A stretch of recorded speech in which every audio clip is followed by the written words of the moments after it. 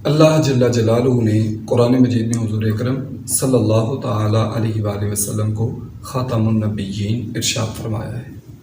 خاتم النبیین کا لغوی اور شرعی معنی کیا ہے؟ اس کے لغوی معنی کے اعتبار سے بھی اور شرعی معنی کے اعتبار سے بھی سادہ لوح مسلمانوں کو قادیانی دھوکہ دیتے ہیں۔ لسان العرب لغت کی بہت بنیادی اور مشہور کتاب ہے۔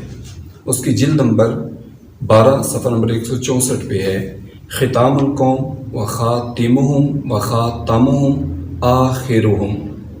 ختام القوم یعنی قوم کا آخری فرد، اور یہ خاتم ہو یا خاتم ہو اس کا معنی یہی ہے۔ اسی طرح لسان العرب میں لیہیانی سے منقول ہے کہ حضور اکرم صلی اللہ تعالیٰ علیہ وآلہ وسلم سب سے آخری نبی ہیں، اس کا معنی کرتے ہوئے خاتم النبیین کا۔ اسی طرح التہذیب کے حوالے سے نقل ہے کہ خاتم اور خاتم دونوں حضور اکرم صلی اللہ علیہ وآلہ وسلم کے اسماء مبارکہ میں سے ہے، اور قرآن مجید میں خاتم النبیین کا لغوی معنی ہے نبیوں میں سے سب سے آخری نبی۔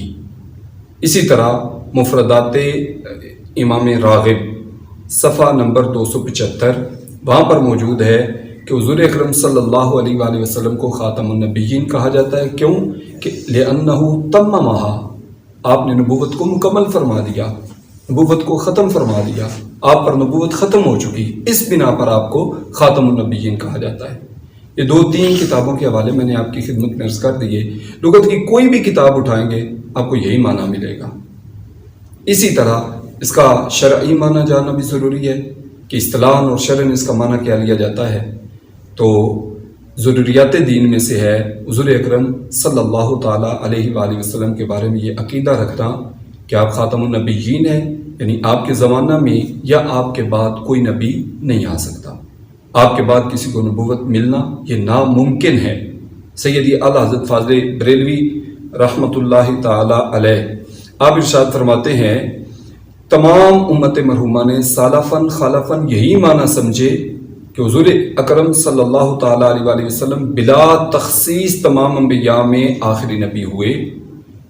سالفاً خالفاً یعنی پہلے بھی امت کے جتنے افراد گزرے، بعد میں آنے والے جتنے ہیں، سب کا اس پہ اتفاق ہے کہ حضور اکرم صلی اللہ تعالیٰ علیہ وآلہ وسلم آخری نبی ہیں، اور حضور اکرم صلی اللہ علیہ وآلہ وسلم کے ساتھ یا آپ کے بعد قیامت تک کسی کو نبوت ملنی محال ہے، ناممکن ہے۔ اس بات کو ذہن میں بٹھا لیں کہ آپ کے بعد کسی کو نبوت ملنی یا آپ کے زمانے میں کسی اور کو نبوت ملنی یہ ناممکن ہے، کیونکہ رسول اللہ صلی اللہ علیہ وآلہ وسلم آخری نبی ہیں۔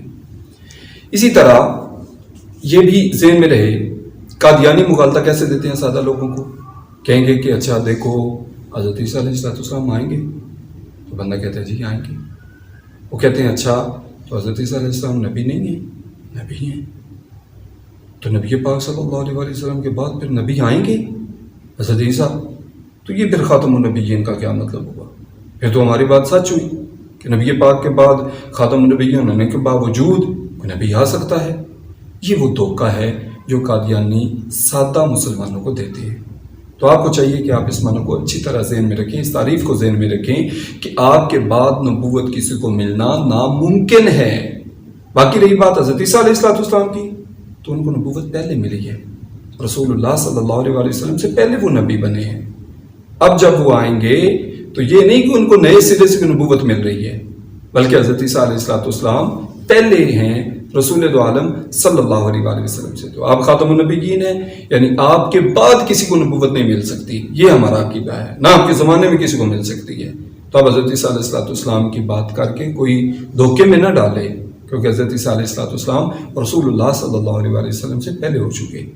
اب جب آپ تشریف لائیں گے تو پھر بھی نبوت آپ کو پہلے ہی ملی ہوئی ہے، نئے سرے سے کوئی آپ کو نبوت رسول اللہ صلی اللہ علیہ وآلہ وسلم ہمارے نبی پاک صلی اللہ علیہ وآلہ وسلم کے بعد نہیں ملے گی، پہلے ہی ملی۔